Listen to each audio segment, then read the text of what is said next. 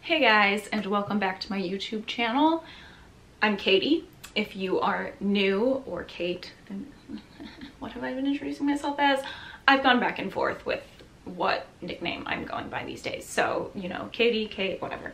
I'm back with another video, and as you can tell by the title, it is another mental health update video because a lot has been going on recently, and I wanted to update you guys just so you know kind of what's going on with me. This is going to be a long video. I'm actually splitting it into two parts. Probably going to be a long video, so I would recommend getting a drink, getting a snack, doing something, because it's just going to be a bit of a long video.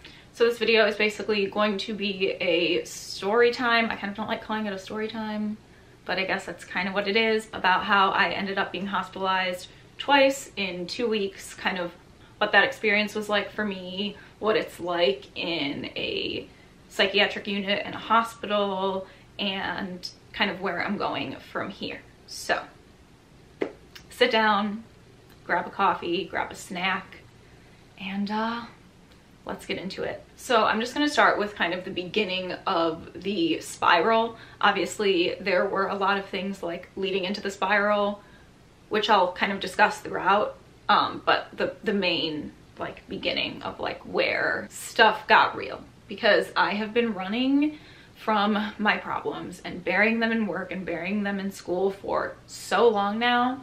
I think this would have happened regardless, so just like a disclaimer, I guess, like none of these events specifically caused it. It was just kind of the culmination of everything, if that makes sense. So our story begins with a work party. This work party was at the office after work on a Friday. I don't usually party or drink much at all. In fact, I realized most of the time I was drinking, at least the last few months, has been at work, and usually it was never a ton or anything, but like, you know, a beer here and there or whatever. This time it was a party, so like obviously it's a law firm, it's gonna get lit, you know what I'm saying? So stupid me was like ready to party. I had probably at least 5 shots of tequila, probably more, I don't know, but at least 5. I had a vodka soda that I made that was at least like half vodka, and then I had a beer. So all of that together is a lot for me. And I realized kind of as this was going on, like as I was just having a good time, talking to everybody, all of a sudden I realized like, oh, I haven't eaten in like 4 days. So I probably my anxiety is like ready to go. I probably have alcohol poisoning, right? So I start panicking, but I hate showing my panic, especially like at work or school. So I kept a calm demeanor as I just casually requested an Uber, just sitting there typing in the hospital, like request Uber, whatever. So I did that, and I just said bye to everyone. I was like, see you on Monday. Peace out. I headed out to the Uber. Within 5 minutes, my drunk ass is throwing up in the car. Like I feel it coming. I'm like nauseous, and I'm like, oh no. And I'm like, no, you know what? I can make it till I get to the hospital. All will be well. No.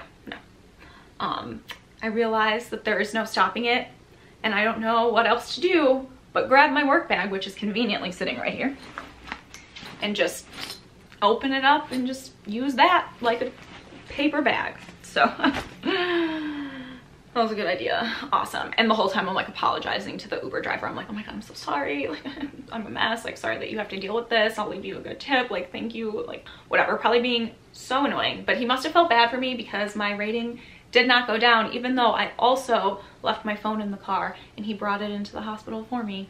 What a great dude. I don't remember his name, but 5 stars forever.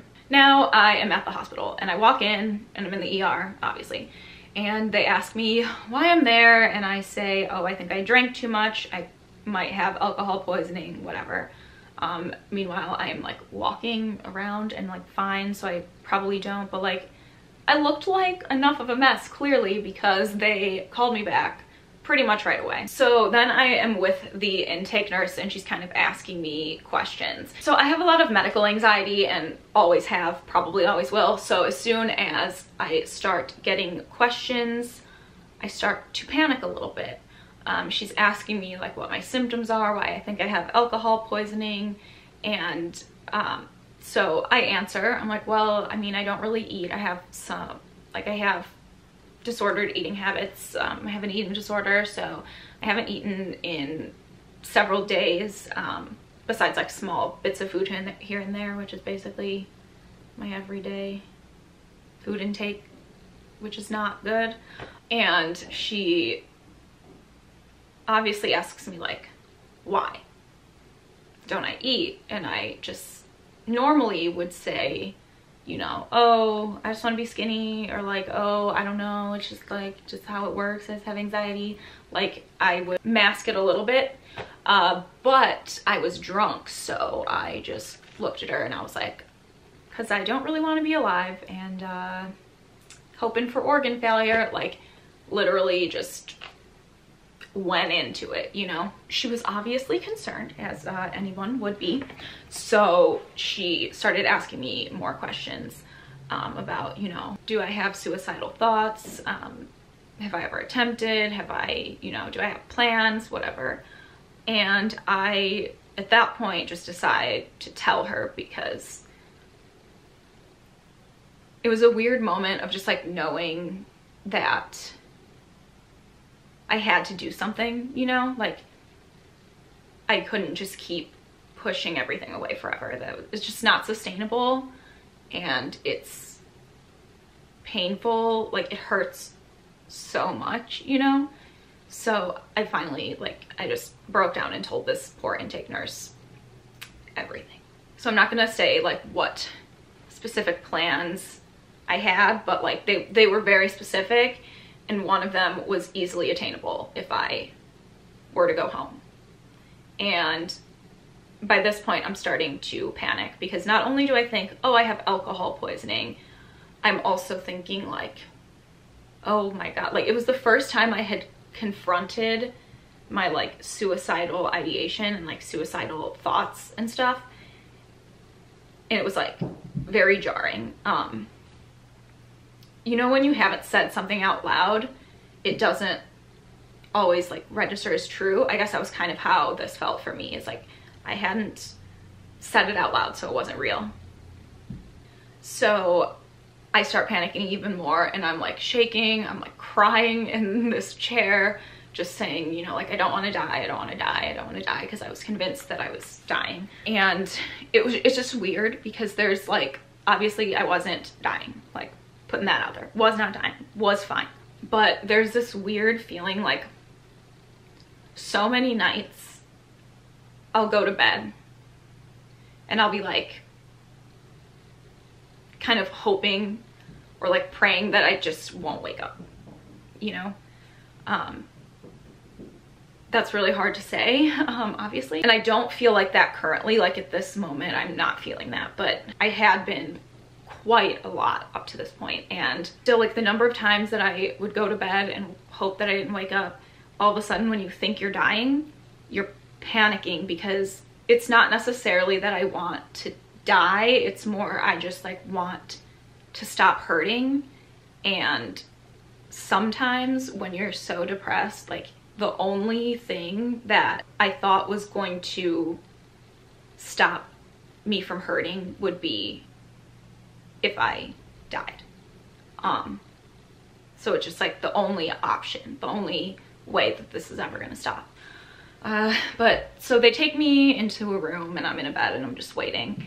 They have to wait for my blood alcohol level to go down far enough that I can actually talk with the social worker, because obviously they can't have me like completely intoxicated and talking to the social worker. So test my blood, whatever, and then I wait, probably I fall asleep for a while at least, and then I want to say around like 3 a.m. the doctor comes back in when I woke up, and they take my blood again, and this time my alcohol level is like okay. So they have the social worker come talk to me, and I tell them, you know, the plans. I tell them kind of the history, like my history of mental illness, specifically depression, anxiety, and the eating disorder.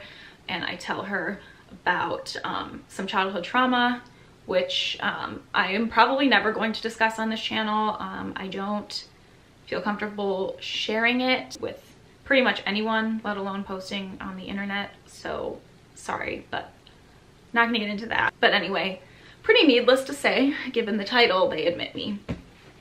And it takes another maybe hour and a half to get me from the room to the floor where the psychiatric unit is. And that part of waiting was just like so boring, but at the same time so anxiety inducing, just because I had never been in a psychiatric unit before. I had no idea what it was like. I've never even visited somebody in one, let alone been in one. So I was panicking, just like, you know, I'm gonna go in there, it's gonna be some girl interrupted shit, like it's gonna be a mess. So I'm worried, you know? So they finally get me upstairs, they start the check-in process, which involved another doctor, another intake nurse, like being weighed, all this stuff, you know, the typical thing. But it also involved some other things which I was not used to. So the very first thing that they did was a body check. So like literally like you're just like naked and they just have to like make sure, or like note down like any bruises, cuts, scrapes, whatever you have, and make sure you're not like smuggling in contraband or whatever. And then they take all your stuff. So you can't have your phone, you can't have keys, like your wallet, your money, your bag, anything you came with, they lock away. Like they lock up while you're there for safety reasons, and then also just like, you know, so that nobody steals your stuff. And so now not only am I sitting there panicking, I'm sitting there panicking with no phone, no idea how I'm going to contact people. It ended up being that I could get my phone to write numbers down, so that was fine, but still it was like the initial panic of like, what do I do? And when I get super anxious, slash I was probably hungover by this point, I get really nauseous, get really sick to my stomach. When the doctor came in, I told him that and asked for Zofran and Klonopin, and he was like, sure, you know, we'll get it, put the order in. But it takes the order just a little too long to get there, to the point where I'm hyperventilating and, you know, puking in one of the paper bags that they have, because there can't be plastic, which I didn't understand at the time, but now I do. Why you wouldn't want plastic bags in a psych ward. Mind blown. But finally, they get me the meds, I take them, I'm starting to calm down, I'm wearing these hideous green scrubs, it's a grand time, and the nurse takes me to my room. This day, my room, a roommate, but she was asleep, it was like 5 a.m. So I went to my little plastic mattress, and luckily I was so exhausted that I pretty much knocked out instantly. I was just ready to sleep, you know. But then morning comes. The sun rises on my first full day in a psychiatric unit. A quick summary of this day is basically just like, what the heck is going on? I had no idea. It was crazy stressful just because, I mean, it was a new environment, and an environment that I don't know about you, but I have never seen myself in. I don't think it's an environment people really ever expect to be placed in. So throughout the night, they check your vitals and stuff. So I know I had been woken up at some point during the night or early morning. Well, obviously early morning, because I don't think I got into my bed until around 5 a.m. I think they checked vitals around like 8 o'clock there, and then our breakfast was at 9, so they came back to wake me up at 9. I did not wake up right away because they came back a little while later and said breakfast again, and then I went out finally into the hallway and walked towards the dining room. This particular stay, there was sometimes, I don't know about every behavioral health unit or whatever, but this one, there was an older patient with dementia or some kind of issue who was like sitting in a chair, like that she couldn't get out of for obvious reasons, like so she wouldn't hurt herself and stuff, but she was just yelling. So that was like the first thing that I experienced, was just this woman yelling help me and stuff, and that was kind of jarring and scary and just like heartbreaking, just sad, you know. Then also the unit, I guess, used to be completely separate, like the two units. So there's like the people with, you know, more stable, I guess. So people with depression, anxiety, suicide attempts, stuff like that were on one side, and then the other side was like the more combative patients. So like maybe one's dealing with like schizophrenia or just like more violent tendencies, if that makes sense. So they were on the other side. And the dining room and the day room now are combined. So the two units, you can't go like to the other's hallway, but like everybody can be in the day room and everybody can be in the dining room. And so I walk into the dining room, and the first thing I notice is that there is approximately nobody my age there.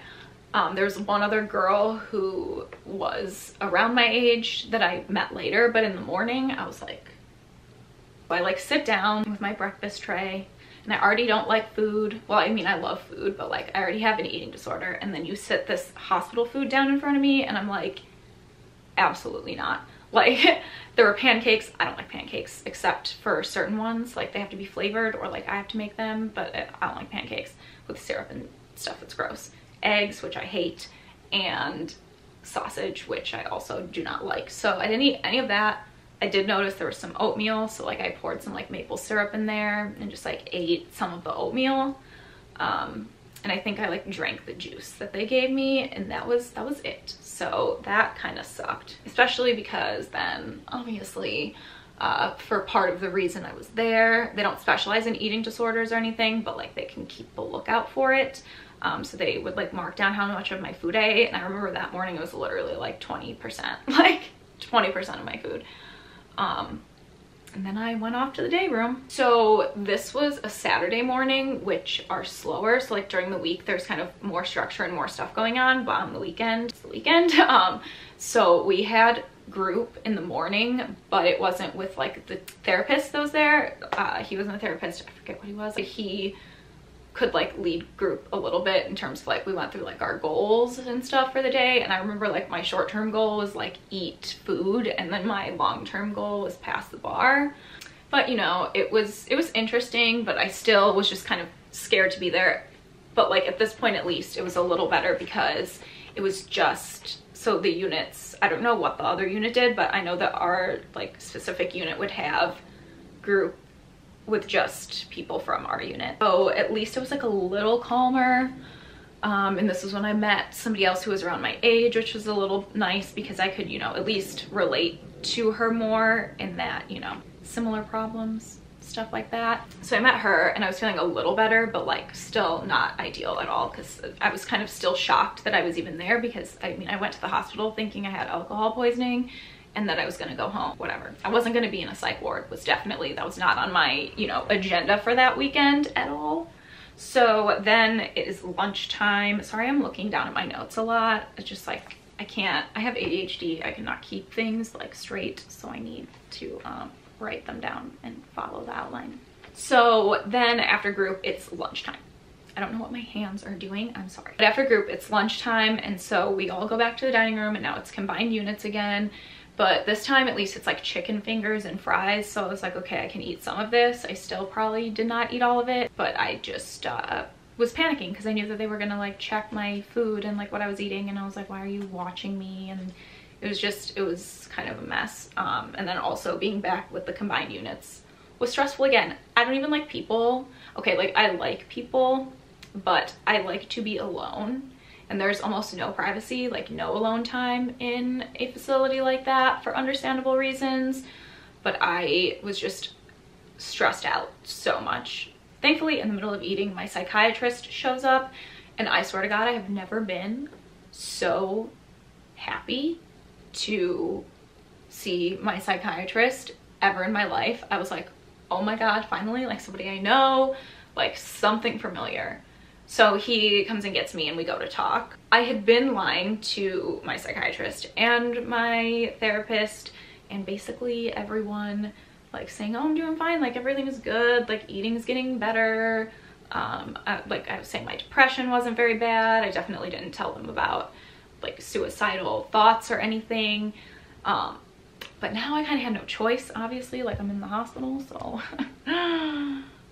gotta be there for a reason, right?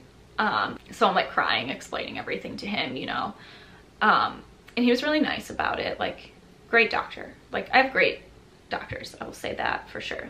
So we discussed like medication change and stuff. I think added something for sleeping. So yeah, that was it. It was switch out my antidepressant and then added something else for nighttime for sleeping. That was basically that conversation. I mean, I told him how I like didn't like being there and it was stressing me out and making me anxious. But he said, you know, wait, we'll switch the medication and then see how you're doing tomorrow. So I was like, okay, hopefully I'll be out of here tomorrow. I needed to be out of there on Sunday because in my mind I was like, I have to go back to school, I have to go to work, like I cannot be here and I don't care if I'm better or not, I just want to leave. But I didn't say that, obviously. So the rest of day one was basically just like watching movies, coloring. I don't like coloring, but like that's what's there to do. There was another patient, I'm not going to go into details at all, but he was being a little flirty and I was like, absolutely not, fam. We are in a psych ward. Absolutely not. Like, no, this is not the place. This is not the time.